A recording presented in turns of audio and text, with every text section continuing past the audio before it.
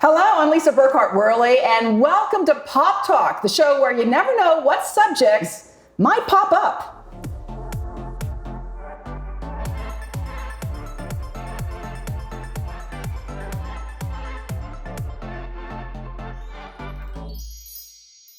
Well, have you ever paid attention to the patterns in your lives, things that happen in just one after the next, and you're wondering how they're all connected?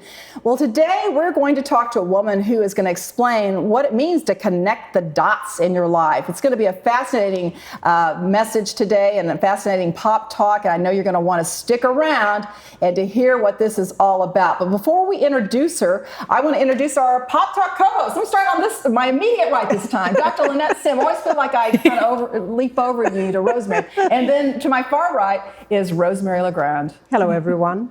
So today, I'm just so excited about this show. We're going to be talking about connecting the dots.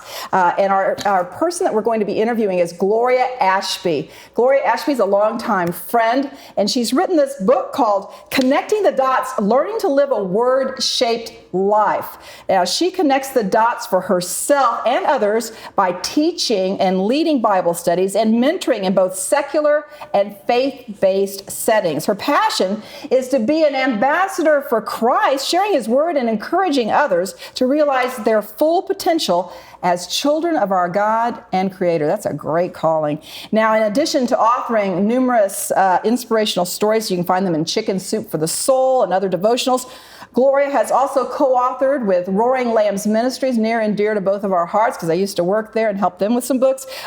She helped them with their workbook. It's called My Story for God's Glory, telling what he has done for me. It's all about learning how to do your testimony.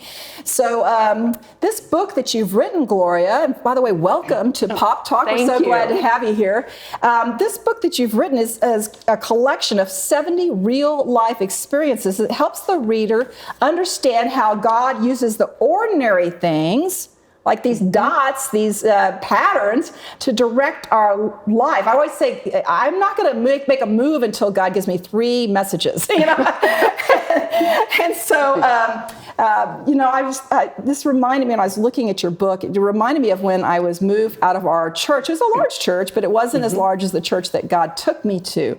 And he took us to a mega church. And so many times I've sat there in the pew and I thought, I'm just a dot at this place. I'm just a little dot in this big sea of dots, you know, and God is, it was really humbling when you see so many people that are doing things just like what we're doing. And so can you talk a little bit about the concept of dots and how this all works in relation to God's larger plan? Absolutely. Thank you, first of all, for being here and giving me that opportunity. Connecting the dots, that started when I was doing a Bible study with another group of individuals, and this one lady came and got inspired in one of the readings. It was about a study about being fruitful. And her comment was, I just feel like the Holy Spirit is telling me to stand down. You're just a dot. You're a dot, you're a dot, you're a dot. Let God connect the dots. And it occurred to me, if I connected the dots to his word, that was like the Israelites being led out of slavery and bondage. God led them and invited them to join him. But he was the one that was out front. He was the one that was making the way and connecting. And that's what I think it's like with God. And it occurred to me, my stance has always been, I can do it myself. I'm going to work on my own power. How did that work for you? Not well. Not very well at all. But for many reasons, that was how I tried to approach life. And I guess that it just occurred to me that, no, it's not under my power. It's under God's leading and power. And he has just asked me to join him.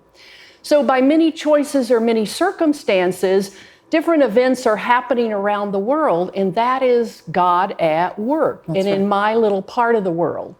It's kind of like I describe it in the book, or what occurred to me, it's like a dot picture. You know, if you look at those big posters with lots of dots, and they're beautiful colors and an array of colors, and all the dots are real close to each other, and it's just two-dimensional, and it's very lovely in and of itself, but it's very randomly placed. But as you stare at that picture, if it's created correctly, you begin to see a third dimension. Mm-hmm. The dots begin to be not just two-dimensional, they're three-dimensional. They form a three-dimensional object when you're staring at them. It's called an ostereogram. But it's where they form, flowers or a person or a scene. And that's what God is doing. When we look on the surface of all that's happening in our dots, it is two-dimensional sometimes to us. And only as we really look around at all the small things that are happening and reflect, listen for the Holy Spirit, do we see that third dimension of what's God really doing that is deeper, perhaps, than just what we see on the surface. But you got to pay attention. You have to pay attention. Yeah. You have to take the time to take a step back and pay attention. So your book, Connecting the Dots, is a collection of short stories. But at the end of each story, you actually connect these dots.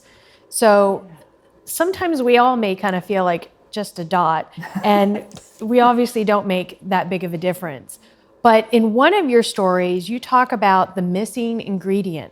So, for example, my daughter loves to bake, and she's gluten-free. So she's putting all the ingredients as normal, but without a leavening agent like baking powder, it doesn't work. And so that missing ingredient is that dot. So how can we relate that to our lives? Yeah, that's a great question. That's one that was kind of a founding experience of mine in terms of learning to connect the dots. It was during a time I was making cornbread for a group of people, and I didn't have the 1/4 teaspoon of baking powder. I had everything else, but not the baking powder. And I thought, it's just a little 1/4 teaspoon. We don't need it. Well, if you're a cook, you know. You had unleavened bread is what you had. I had, and it turned out to be a beautifully golden brown hockey puck of cornbread. And I shared that story with someone, and they said, but I've always felt too small to count. And that's when it hit me. That was I can do it myself, because I always felt too small to count. And I can't tell you how many times I dismissed or didn't take opportunities where I could make a difference. Mm-hmm. And the key is, if I had stepped in and now try to step in, regardless of how much I think I bring, whether it's the egg and the cornmeal or the milk, or is it just the 1/4 teaspoon that I don't think is going to make a difference, that 1/4 teaspoon might very well be the leaven, the catalyst that makes all the other ingredients rise to the occasion. That's beautiful. So even when I think I'm too small to count, remember it connected me to the story of Jesus feeding the 5,000. What did he do that with? 5 loaves of bread and 2 little bitty fish. And yet he fed 5,000 men, not to mention all the women and children that were there. So it reminded me, and I carry a little 1/4 teaspoon with me all the time to remind me that it's that little 1/4 teaspoon of whatever I've got that I can bring to the table.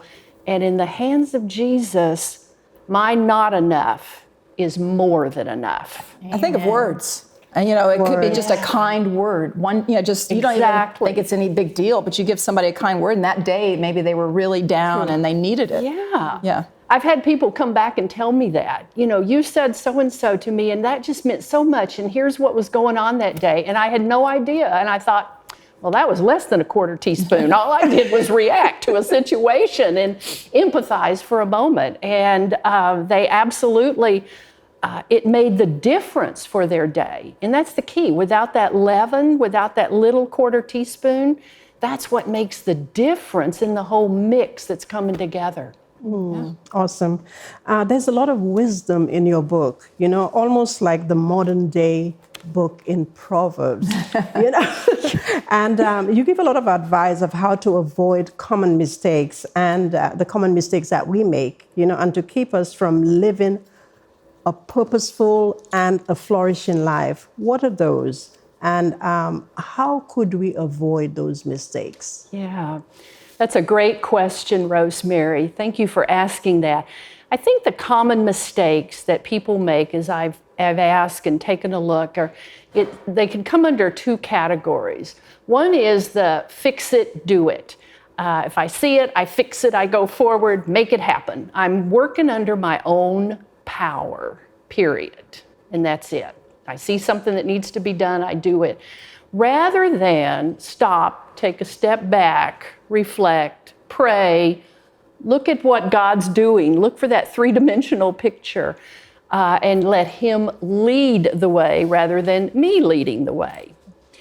The other big mistake I think that people make, and it keeps us from living that fulfilled life I know that He has for us, is fear. Mm-hmm. It's the fear of a lot of things. It's the fear of not being enough, which we talked about. It's the fear of missing out. It's the fear of failure. Right. It's the fear of what will happen if I do act. I'll be rejected, or people won't, care. But it's that fear that gets at the bottom of keeping us back from doing what we know is right, or knowing to do what we can make a difference, or to try something new, like me being here today. To try something where I can't plan it to the nth degree, right? We're afraid every time we come in, but somehow God gives us what we need. That's right. It's like, what? You want me to do what? To do what? When? So, but I don't have the time to plan, which I'm the planner and all that, and so I can't do that. So those fears or moving forward on my own power are, I think, the two common things that really hold us back. And I think that the answer to that really is about knowing, it's a phrase that has started to guide my life so much, and it is knowing that God is always at work. Mm-hmm. He says it in John 5:17. My Father is still working, and I too am at work. Notice that's a present progressive. Yeah. Right. Yeah. By the way, it's past, present, and it's future. He is always at work. And it's just a matter of me joining Him where He is at work without fear, even when it's trying to do things that I'm not used to or don't do very often. A new thing, a new circumstance, a difficulty, a challenge that I would rather shy away from. All of those, God can get us through. Yeah, He's the God that never sleeps. And so I'm so thankful for that, that while I'm sleeping, He's still at work. But sometimes we do take that leap of faith, and this dot jumps into the sea of dots and tries to make a difference. And I know all of us have done that. And my most recent thing that I've jumped into is going back to school, which I never thought I would do. I said the last time I was in school, I would not go back to school. I said, that's done. I'm done. I'm happy with a master's degree. I don't need any more. But then God had a different idea. And so this dot is doing it. But sometimes, right now we're just, trying to finish, but it's a rough stretch. And sometimes when I go through a rough stretch, what I do is I go back to the times that God has been there for me, that He has got me through. Just even the last time I went to school, He used to just, He led me through it. And so you have a section in your book called Surrounded by a Great Cloud of Witnesses. And in that section, you talk about the importance of remembering some of the ways God helped you in the past. Can you talk a little bit about that part of your book? Yes. The Great Cloud of Witnesses is thinking back on the people who have been closest to me and impacted me greatly in my life. Of course, there's grandparents and parents, and as well as friends who, through a situation that we worked through, made a huge impact. And that Great Cloud of Witnesses, as well as just all the circumstances through life, it's important to remember those, to find a way to, either through pictures or scrapbooking or journaling or whatever, to remember those moments of what they've taught you or what God's taught you by carrying you through these different experiences. For me, there's one story about remembering, and it was my father when we were traveling as kids. We were going from Kansas City, where we were living at the time, back to Dallas or on vacation to various states. And he would always, about when everybody was snoozing it away, he would, on the road, and we were about to cross a state line, he would stop the car. All right, everybody out, we got to take a picture at the state line. And it had to be under the sign. So you have entering Kansas, and we have it. Entering Texas, we have it. We have all of those. But it was about, no, for him, it was about, this is how we're going to remember these times. And it was important to remember those times. Today I heard a prophetic word, and it just spoke to me so much. And she was talking about the area that we live in. We live in Dallas, where this show's being taped. And she said that God in this area is digging up old wells. And so let me explain, that struck me so much because it was like remembering, like what we're talking about, because I thought of old wells in Dallas. Well, my great-great-grandfather was a pastor here in Dallas. And so he made a mark, at First Baptist Dallas. And he was a second pastor there. And so I thought of him, thought digging up old wells. And I'm the first person to go into ministry since him. Wow. And so he's digging up an old well that was built and was dug here years and years ago. And so I was remembering this person, even though I didn't know him. I have his bio, and I was just remembering the things that he did. And I think that's so important. It gives us strength. It gives us strength, and it reminds us, just as he delivered before for that great cloud of witnesses and all of their stories, just as he's delivered before for us, God is going to deliver us through whatever challenges we have.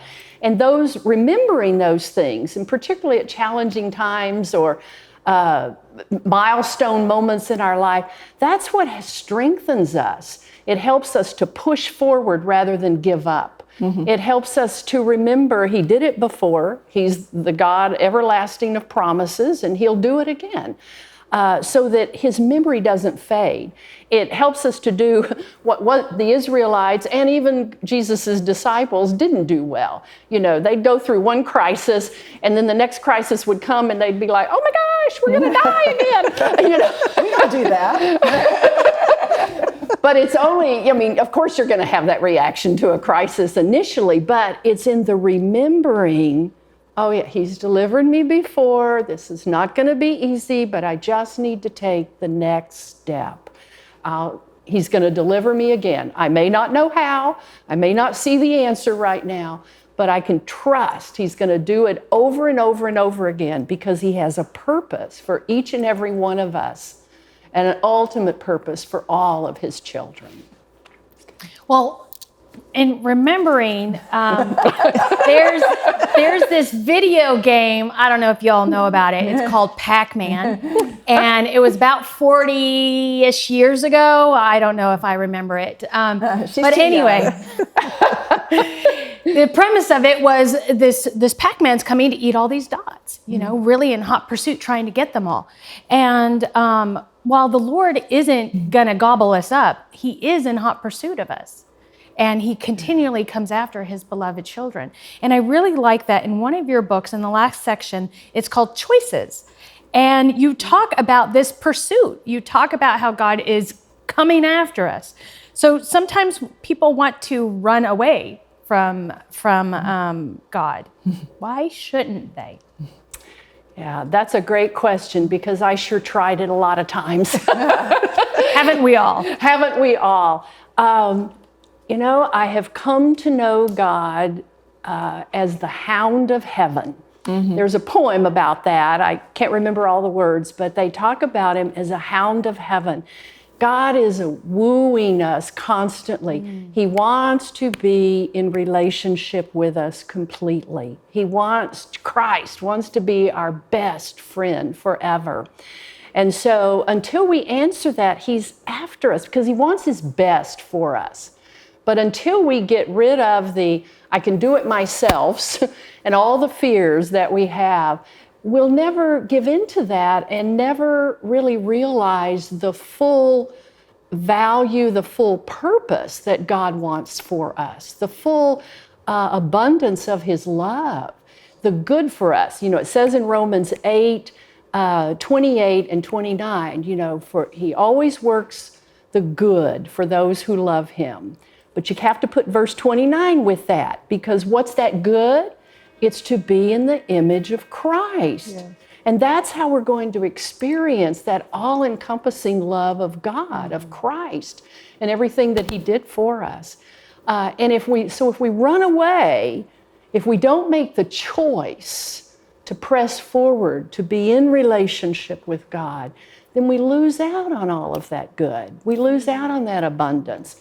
We end up making detours off the road, or I call it, I'm in the ruts now of life, because I made a detour somewhere and it was not where he was asking me to go.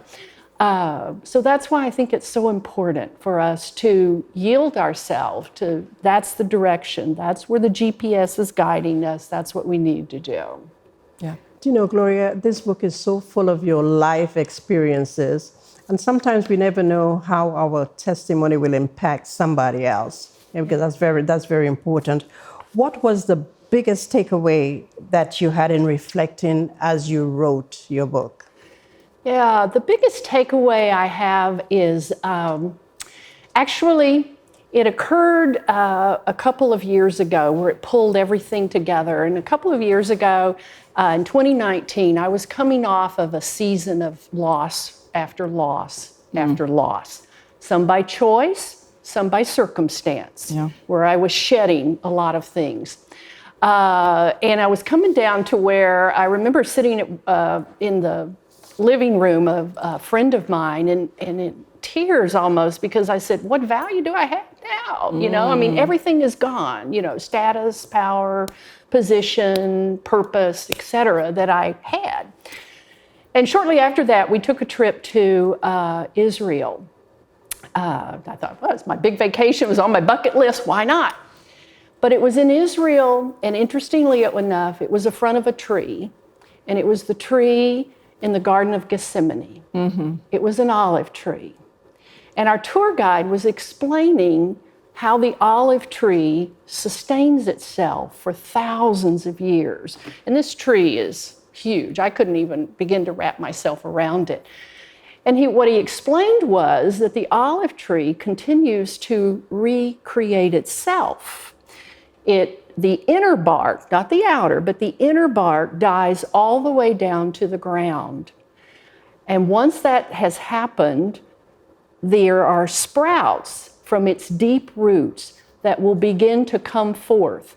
And a new tree comes from the inside of that old bark out and create a whole new tree. And so it's just continuing to go through this process over thousands of years. And it hit me. That's what's happened in my life, time and time again. The losses just became nothing more than sprouts of a new tree that God was trying to grow and sustain within me. And sure enough, after I came back from that trip, I could see that new tree sprout. As I began to look deeper at the dots and connect them, I could see those new sprouts coming. And the tree has continued to grow and give off new branches that I never imagined possible. And so that's been my life before, which I didn't realize that was what was happening, but especially then and now, even going forward in what I now call Act 3, Stage 2. That's right. Yeah, he reinvents us many, many times. And I do know that olive tree in the Garden of Gethsemane. It's 1,400 plus years old. It's one of the oldest olive trees in Israel. And here's another fact about the olive tree is that the roots never die. Just what you're saying. The roots never die. Other things die, and then, like you say, new sprouts come off the roots. And that was a message for me, which I won't get into. It's a whole nother story, but why I'm in school right now and why I'm studying Judaism. So anyway, I'm still a Christian. I'm Messianic. But, you know, it was the olive tree speaks to a lot of people. It speaks to us. So, you know, you just gave a great story, a great dot, a great moment about how your life changed and something that you realized, but you have a lot of different stories in this book. Is there one that also moved your life forward or made a huge difference in your life? Absolutely. Can you share something? Yes. This one was foundational, that has kept me going even through the years and to remember. This event happened during our daughter's senior year in high school. And you know how senior years are. Everything is important. And we were going to her most important and final choir event. She was in a choir with 125 other kids, and they have a huge auditorium, so there were going to be like 1,000 people there. And we were supposed to record it because this was the big final event. And so we went to the event, and we had talked to her about, well, which side of this big auditorium do we need to sit on so we can see you and record? And she said, well, on the right side. So we get there early, we sit on the right side, we're 5 rows back from the front. Perfect, we are set. However, we did not account for the curvature of the bleachers. So our daughter begins to, file on with the other 125. She's second row from the top. And the curvature is so sharp on the bleachers that she's facing the left, not on the right, where we are. And so I'm jumping up, and plus all the kids, as they're finishing filing on, there's a lot of tall ones in front of her, and thinking, oh my God, I can't see her, And I'm jumping up, and I'm trying to figure out where are we going to go, and what are we going to do, and of course, the place is full. There's 1,000 parents and children that are there and friends. And so I sit down in the chair, and I've got my arms crossed, and I'm in a huff. And I just close my eyes, and I'm trying to calm myself down. And the choir director comes on, and the lights go down, and she begins the concert. And while I'm sitting there with my eyes closed, trying to stay calm, that we're going to miss this great event on video, I hear it, a voice. And it's the same voice that I've heard practicing these songs over the last several months in our dining room. It's the same voice that I hear chattering away about her day at our dinners, or the same voice that's talking about her day to me as we get ready in this tiny little one-room bathroom every morning. It's my daughter's voice. And out of 125 students, I could pick out that alto soprano voice of hers. And I could almost listen to the whole concert very distinctly hearing her voice. And what occurred to me after I thought about that was that if I, a mere mortal, can hear my daughter out of 125 students, I know God hears me. Amen. Amen. Amen. Well, thank you, Gloria, so much for being here with us and sharing about how you connected the dots and how we can connect the dots in your book, Connecting the Dots. So, learning to live in a word-shaped life. I love this. Anyway, if you want to reach Gloria, you can reach her at gloriaashby.connectingthedots@gmail.com. And a big thank you to our television networks, Faith Unveiled Network, Paula White, Life Network for Women, King Television, Overcomers TV, and CTF TV. And also thanks to Grace Point Media, did the production on today's show. For all your media needs, go to gracepoint.media. Well, that is Pop Talk for today. We're just ordinary girls Who God's turning into pearls. Have a great week.